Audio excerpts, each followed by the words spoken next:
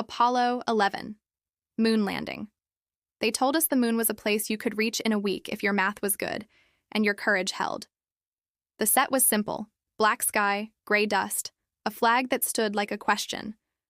A voice crackled through a million living rooms, one small step, and the world leaned forward as if the screen were a window and we could feel the cold on our faces. After that night, the decade exhaled.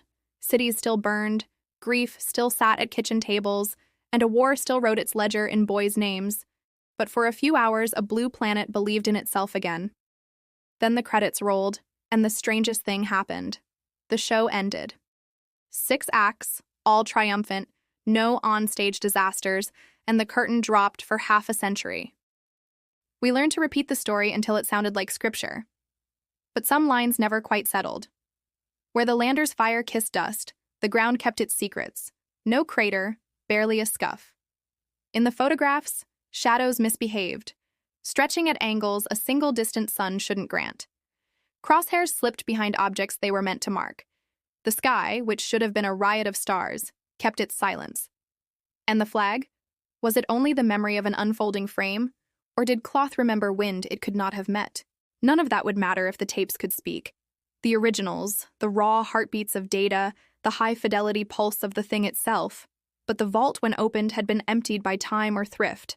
Reused, misplaced, erased. The greatest reel in the library reduced to a story we tell about a story we once recorded.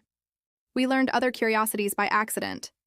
Training footage spliced into broadcasts and aired as reality, then explained as error long after the applause faded. Cameras that seemed to know where a boot would fall. An ascent filmed without a cameraman to wave goodbye. Perhaps there were remote mounts and rehearsed deployments. Perhaps the choreography was the price of clarity. Still, the timing felt uncanny, the framing too kind. Outside the frame, a different theater ran. The Cold War sold narratives as carefully as missiles, and the century perfected the art of making belief feel like consent. If there were ever a moment for nation to whisper to itself, "We must be seen to do this," it was then. Meanwhile, the men who walked there carried their own mysteries back.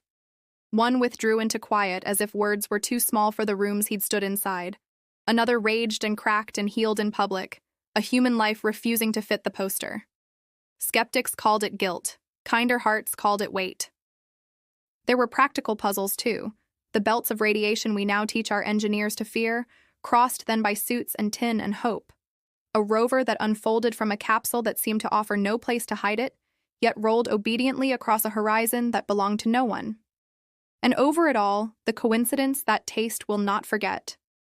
A year before, a meticulous director gave us a vision of space so persuasive that we still lose our breath inside it.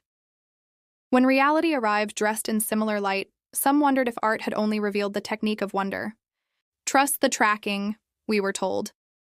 Rivals watched the arcs and said nothing. Perhaps that silence was proof enough. Or perhaps silence has its own politics.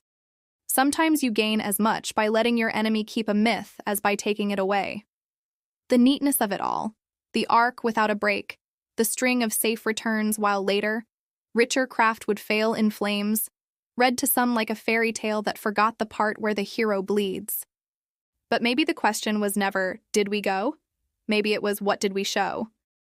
It is possible to stand on a foreign shore and still send home a photograph taken on rehearsal day.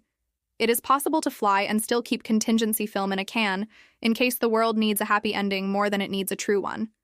It is possible to win for real and also edit the winning until it shines beyond recognition. There is a kind of faith that refuses to ask. There is another that asks because it believes truth can bear the weight. If the originals are gone, show us what remains without varnish. If the simulations stood in for moments the signal could not reach, say so without shame. If there were risks the broadcast could not afford, admit the costume. Heroism does not wither under honesty. It is deceit that cannot tolerate light. I remember the first time I saw the boot print, the way dust holds shape like a promise. The photograph taught me 2 lessons at once, that we can touch what we dream, and that an image can make a dream feel like a touch. Between those 2 truths lives a narrow valley where trust keeps its tent. In that valley, questions are not treason. They are the rent we pay to live there with our eyes open. Perhaps the moon was both. A place where men left footsteps, and a stage where a nation learned to direct awe. Perhaps the triumph was technological and psychological at once, the engine and the edit in perfect duet. Or perhaps the neatness was an illusion so complete that even those who built it came to prefer the legend's warmth to the machinery's chill. What I know is this: doubt orbits certainty the way a satellite orbits a world. Pulled by gravity, kept aloft by motion. We can ignore it and call the night uncomplicated, or we can watch its path and learn what the pull is telling us. The story we were given is elegant and whole. The story we might still uncover has seams and fingerprints. Some nights I step outside and look for the scuffed place where the ascent began, a fleck of movement in a sea of stone. The moon gives me its same face, patient and pale, and if it could speak, it would ask for nothing more than what we owe any miracle claimed in public view. Not worship, not contempt, only the courage to ask again and again, "Show me."